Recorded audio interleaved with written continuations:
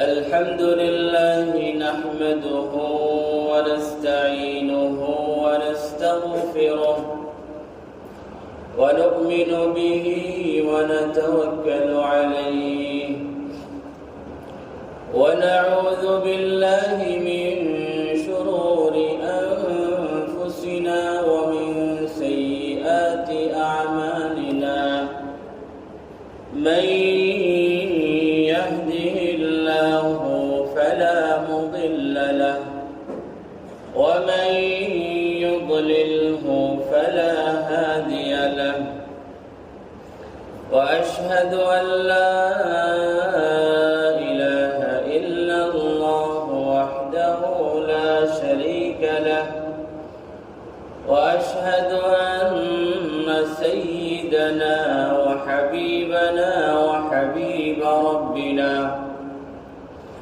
وشفيعنا وسندنا ومولانا محمدا عبده ورسوله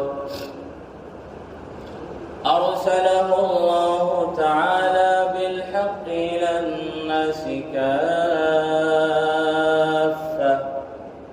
بشيرا ونذيرا وداعيا إلى الله بإذنه وسراجا منيرا أما بعد فأعوذ بالله من الشيطان الرجيم بسم الله الرحمن الرحيم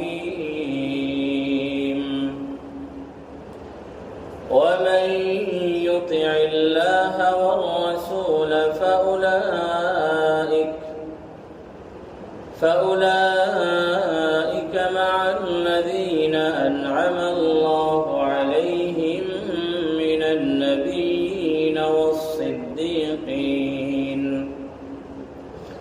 والصديقين والشهداء والصالحين وحسن أولئك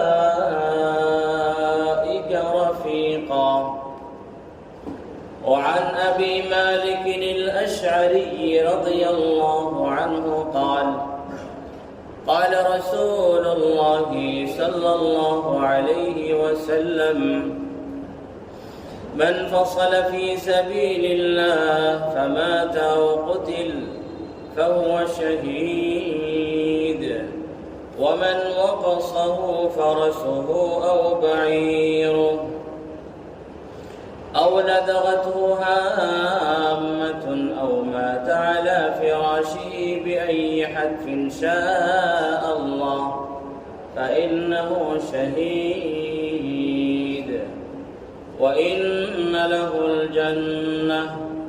رواه الإمام ابن عاصم رحمه الله في كتابه الجهاد.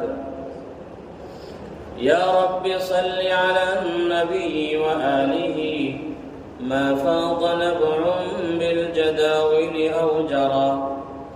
يا رب صل على النبي محمد ما شج جرح في سبيلك وانبرى. صلى عليك الله يا خير الورى تعداد حبات الرمال وأكثرا. صلى عليك الله ما غيث هما فوق السهول وبالجبال وبالقرى.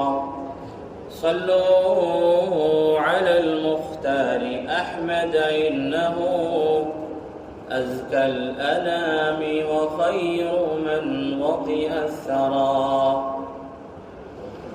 بارك الله لي ولكم في القرآن العظيم ونفعني وإياكم بالآيات والذكر الحكيم.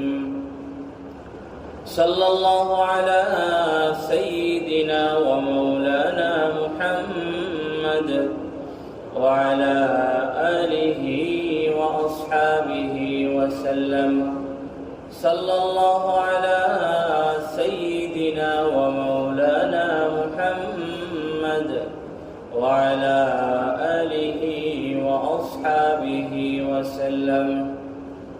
صلى الله على سيدنا ومولانا محمد وعلى آله وأصحابه وسلم.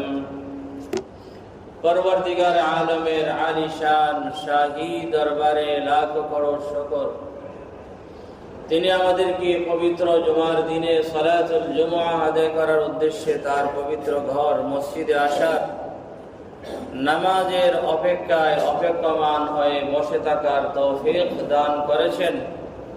আমরা সবাই বলি আলহামদুলিল্লাহ। আমাদের গত 2 সপ্তাহ থেকে ধারাবাহিক শহীদদের আলোচনা চলছে। শহীদ কাকে বলা হয়, কারা শহীদ এবং শহীদের মর্যাদা কি রয়েছে, সেই সম্পর্কে আমাদের আলোচনা চলছে। আজকে ইনশাআল্লাহ আমরা ওই বিষয়ে আলোচনা করব। মূলত মূল শহীদ হচ্ছে ওই ব্যক্তি, যে ব্যক্তি আল্লাহর রাস্তায় জিহাদ করতে গিয়ে, দুশমনদের সাথে লড়াই করতে গিয়ে যে নিজের জান দিয়ে দেয়, তার নাম হচ্ছে শহীদ। কিন্তু আল্লাহ সুবহানাহু ওয়া তাআলা তার দয়ায় মায়ায় এবং নবীজি সাল্লাল্লাহু আলাইহি ওয়াসাল্লাম আল্লাহ সুবহানাহু ওয়া তাআলার পক্ষ থেকে অনেক প্রকারের ব্যক্তিদেরকে শহীদের মর্যাদা আল্লাহ পাক দিয়ে দিবেন বলে তিনি আমাদেরকে জানিয়েছেন। হাদিসের মধ্যে অনেক প্রকারের ব্যক্তিদের ক্ষেত্রে শহীদ বলা হয়েছে। এরা হচ্ছেন বিধানগত শহীদ, মর্যাদাগত শহীদ।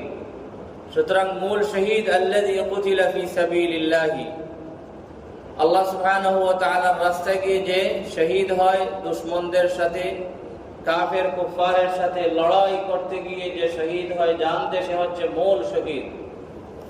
কিন্তু এমন কিছু মৃত্যু আছে, এমন কিছু হালত এবং অবস্থা আছে, ওই সমস্ত অবস্থায় বা ওই সমস্ত মৃত্যুতে বিশেষ কিছু বিষয় থাকার কারণে ওই সমস্ত প্রকারের মৃত্যুকেও শাহাদত হিসাবে নবীজি সাল্লাল্লাহু আলাইহি ওয়াসাল্লাম ঘোষণা দিয়েছেন।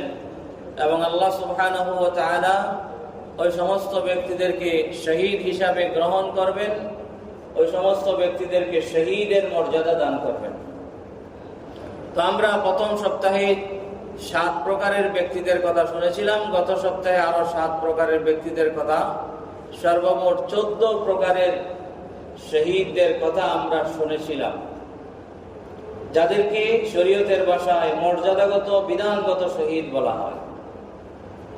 আর আমরা এই কথাও বলেছিলাম যে বুখারী শরীফের সহিহ বুখারী শরীফের ব্যাখ্যা গ্রন্থ ফাতহুল বারীর মধ্যে আল্লামা ইবনে হাজার আসকালানী রাহমাতুল্লাহি আলাইহি বিভিন্ন বর্ণনা জমা করে প্রায় 20-এর ঊর্ধ্বে ব্যক্তিদের বেলায় শহীদ বলা হয়েছে। তিনি এই কথা বর্ণনা করেছেন এবং এই কথা উল্লেখ করেছেন।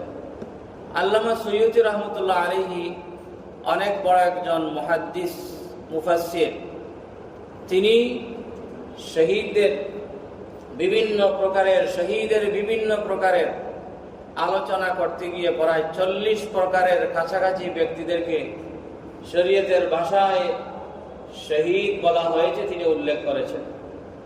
তো আমরা গত 2 সপ্তাহে সর্বমোট 14 প্রকারের ব্যক্তিদের বেলায় শরীয়ত শাহাদতের কথা বলেছে, বিধানগত শহীদ হবেন বলে বলেছে শরীয়ত। আমরা এগুলি বিস্তারিত আকারে শুনেছি।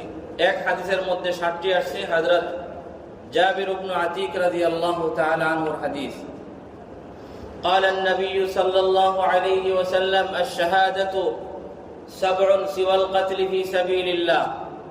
আল্লাহর রাস্তায় শহীদ হওয়ার বাহিরেও আরো 7 প্রকারের ব্যক্তিরা শহীদ। বলেছিলেন আল মাতউন শহীদ, মহামারীতে যারা, প্লেগ রোগী যারা মারা যায়, আক্রান্ত হয়ে তারা শহীদ। ওয়াল মাবতুন শহীদ, কলেরা রোগে বা পেটের যে কোনো পীড়ায় আক্রান্ত হয়ে মারা যায় সে শহীদ। ওয়াল গরীক শহীদ, পানিতে ডুবে মারা গেলে শহীদ। সাহিবুল হাতমি শহীদ, ধ্বংসস্তূপের নিচে পড়ে যদি মারা যায় গাড়ির নিচে পড়ে যদি মারা যায়, ভূমিকম্প হয়, যদি বিল্ডিং ভেঙে নিচে পড়ে মারা যায়, যদি পাহাড়ি ঢলের কারণে আপনার পাহাড় বিধ্বস্ত হয়, যদি নিচে মারা যায়, সবাই এর ভিতরে ঢুকে গেছে। সাহিবুল হাদমি শহীদ, সাহিবু যাতিল জামবি শহীদ, এবং যারা ফুসফুসের রোগে আক্রান্ত হয়ে মারা যায় তাদের বেলায় শহীদ বলা হয়েছে। সাহিবুল হারকি শহীদ, যারা দগ্ধ হয়ে আগুনে জলে পুড়ে মারা যায় তাদেরকেও শহীদ বলা হয়েছে। ওয়াল মারআতু তামুতু বিজামইন শহীদ, আর মহিলা, অন্তঃসত্ত্বা মহিলা, তার পেটে বাচ্চা থাকা অবস্থায় অথবা প্রসবের অবস্থায় অথবা প্রসবের পরবর্তী বেয়ারাবের অবস্থায় কোনো মহিলা মারা গেলে সেও শহীদ।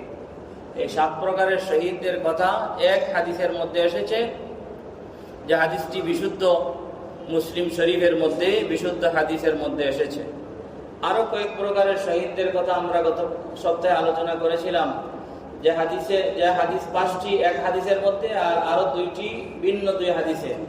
হযরত সুয়াইদ ইবনে মুকাররিন রাদিয়াল্লাহু তাআলা আনহুর হাদিস, আল্লাহর হাবিব সাল্লাল্লাহু আলাইহি ওয়াসাল্লাম বলেছেন, মান কুতিলা দুনা মালিহি ফাহুয়া শহীদ ওয়া মান কুতিলা দুনা দামিহি আও দীনিহি আও আহলিহি ফাহুয়া শহীদ। যে ব্যক্তি তার মাল রক্ষার্থে মৃত্যুবরণ করে সে শহীদ। যে ব্যক্তি তার দ্বীনের হেফাজতের লক্ষ্যে, দ্বীন রক্ষা করার লক্ষ্যে, দ্বীনের ইজ্জত রক্ষা করার ক্ষেত্রে মৃত্যুবরণ করে সে শহীদ। যে ব্যক্তি তার জান আত্মরক্ষার্থে অন্যের সাথে লড়াই করতে গিয়ে মারা যায় সেও শহীদ। যে ব্যক্তি তার পরিবার পরিজন ইজ্জত আবরুর হেফাজতের লক্ষ্যে লড়াই করে মারা যায় সেও শহীদ। 5 নম্বর হচ্ছে ওমান কুতিলা দুনা মাযলামাতিহি ফাহুয়া শহীদ। যে ব্যক্তি তার অধিকার আদায় করতে গিয়ে মৃত্যুবরণ করে সেও শহীদ। 6 নম্বরে বলা হয়েছিল হযরত ইবনে আব্বাস রাদিয়াল্লাহু তাআলা আনহুর হাদিস, মাউতুল গুরবাতি শহীদ। কোন ব্যক্তি যদি তার সফরের অবস্থায় পরিবার পরিজন থেকে দূরে মারা যায়, প্রবাসে মারা যায়, সেও শহীদ। তারপরে 7 নম্বর বলা হয়েছিল মাম্মাতা মুরাবিতান মাতা শহীদান। যে ব্যক্তি ইসলামী রাষ্ট্রের সীমান্ত পাহারা দেওয়ার অবস্থায় মারা যায় সেও শহীদ। এই 14 প্রকারের শহীদদের কথা আমরা শুনেছিলাম। আজকে নতুন আরো কিছু প্রকারের শহীদদের কথা আমরা শুনবো ইনশাআল্লাহ। যে হাদিসটি আবু মালিক আল আশআরী রাদিয়াল্লাহু তাআলা আনহু থেকে বর্ণিত, এই হাদিসের মধ্যে আরো কয়েক প্রকারের ব্যক্তিদেরকে শহীদ বলা হয়েছে। আবু মালিক আল আশআরী রাদিয়াল্লাহু তাআলা আনহু বলেছেন, নবীজি সাল্লাল্লাহু আলাইহি ওয়াসাল্লাম বলেন, মান ওয়াকাসাহু ফারাসুহু আও বাঈরুহু। যে ব্যক্তি তার বাহন থেকে পড়ে যায়, তার ঘোড়া, তার উট থেকে পড়ে যায়, পড়ে গিয়ে উটের নিচে পড়ে মারা যায়, সেও শহীদ। ওই দিন গত সপ্তাহে আমরা আলোচনা করেছিলাম, এই সমস্ত মৃত্যুর মধ্যে এক্সট্রা কিছু কষ্ট রয়েছে। সাধারণ ঘরে শুয়ে শুয়ে, নিজের শয্যায়, নিজের বিছানায় শুয়ে শুয়ে মৃত্যুবরণ করার তুলনায় এই সমস্ত মৃত্যুর মধ্যে আলাদা কিছু অতিরিক্ত কষ্ট রয়েছে। বিদায় আল্লাহ সুবহানাহু ওয়া তাআলা, ওমা রাব্বুকা বিযাল্লামিল লিল আবিদ, আল্লাহ সুবহানাহু ওয়া তাআলা এই দুনিয়া থেকে সবাইকে উঠিয়ে নিয়ে যাবেন, কেউ ওই দুনিয়াতে থাকবে না। সুতরাং স্বাভাবিকভাবে যারা মৃত্যুবরণ করে তাদের তুলনায় অস্বাভাবিকভাবে যারা মৃত্যুবরণ করে তাদের কষ্ট বেশি।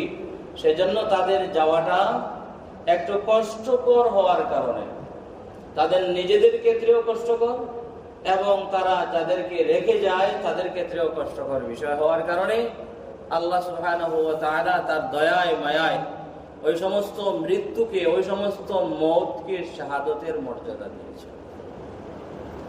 কারণ শরীয়তে হচ্ছে উজুরুকুম আলা কাদরি নুসুবিকুম, যত কষ্ট বেশি আল্লাহর রাস্তায় তত সওয়াবও বেশি।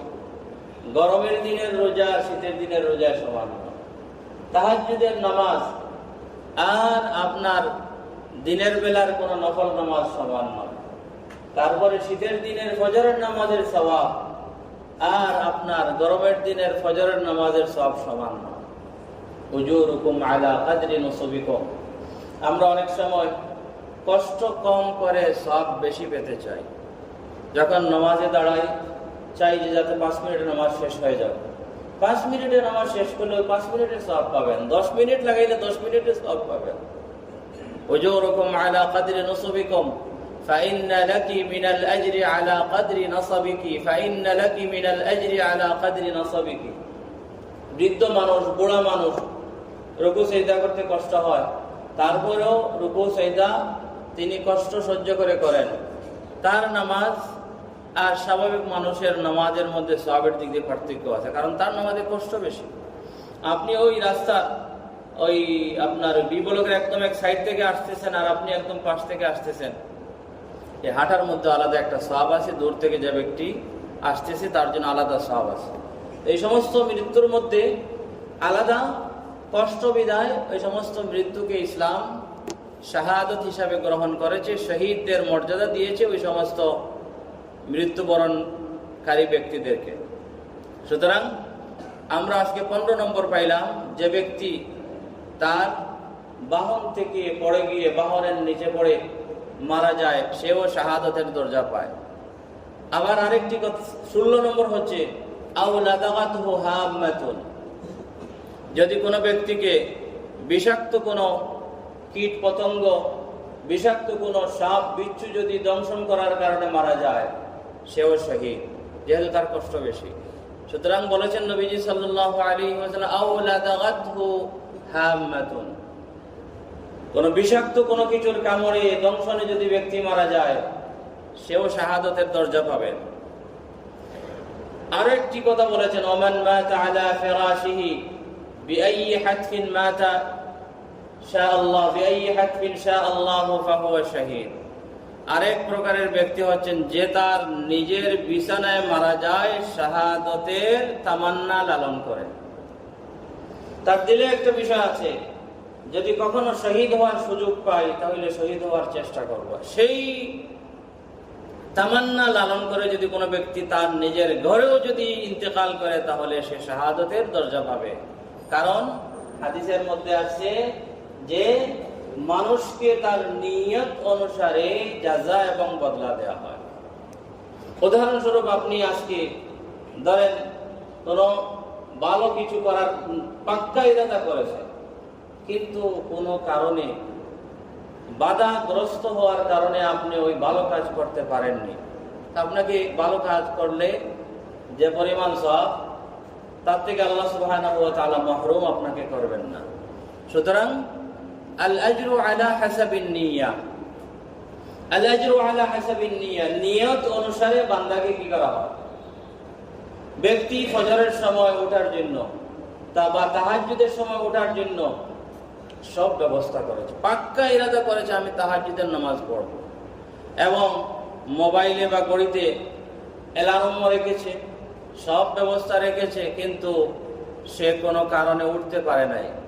ফালাহুল আজরু আলা হাসাবি নিয়াতিহি, ওই পাক্কা ইরাদা ছিল কিন্তু কোনো অসুবিধার কারণে সে ওই নেকির কাজটি করতে পারেনি, আল্লাহ সুবহানাহু ওয়া তাআলা তাকে আজর থেকে মাহরুম করবেন না।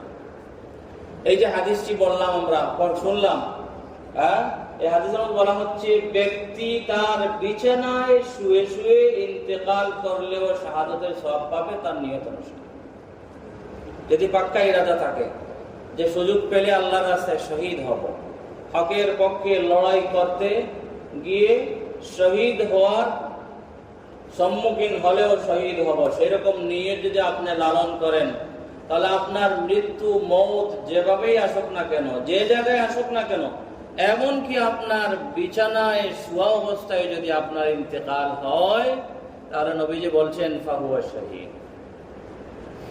এমনি না, নিয়তের বিষয় মানে কি? নিয়তের বিষয় মানে পাক্কা ইরাদা, পাক্কা ইরাদা মানে সংকল্প, দৃঢ় সংকল্প, যে একেবারে হাসার হাসা তার ভিতরে এই নিয়ত তামান্না লালন করে যে কি আমার যদি কখনো সুযোগ হয় আমি শহীদ হব।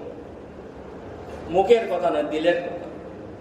কিন্তু পরে তার কোনো সুযোগ হয় নাই, সুযোগ হয় নাই, সে স্বাভাবিক মৃত্যুবরণ করেছে, তার ঘরের বিছানায় মৃত্যুবরণ করেছে। নবীজি বলেছেন ফাহুয়া শহীদ, ফাইন্নাহু শহীদ, সেও শহীদ। ফাইন্নাল আজরা আলা কদরি নিয়া, সেজন্য অনেক সময় বুজুর্গানের দিন এই কথা আমাদেরকে শিক্ষা দিয়ে থাকেন যে সব সময় ভালো কাজ করার পাক্কা ইরাদা রাখো। যদি কোনো অসুবিধার কারণে ওই নেকির কাজ করার মতো যদি সুযোগ নাও হয়, নিয়ত অনুসারে আল্লাহ সুবহানাহু ওয়া তাআলা তোমাকে দিবেন, তোমাকে মাহরুম করবেন না। সুতরাং সব সময় পাক্কা ইরাদা যদি থাকে যে আমি হকের পথে লড়াই করব, হকের পথে আমি জান দিতে রাজি, কিন্তু পরবর্তীতে জান দেওয়ার মতো পরিস্থিতি সৃষ্টি হয় নাই, আপনি আপনার ঘরে, আপনার বাসাতে, আপনার বিছানার উপর শুয়ে শুয়ে মারা গেছেন, শহীদ, আপনাকে শাহাদাতের মর্যাদা দেওয়া হবে। এই গেল আপনার 17 নম্বর, অথবা গেল 18 নম্বর।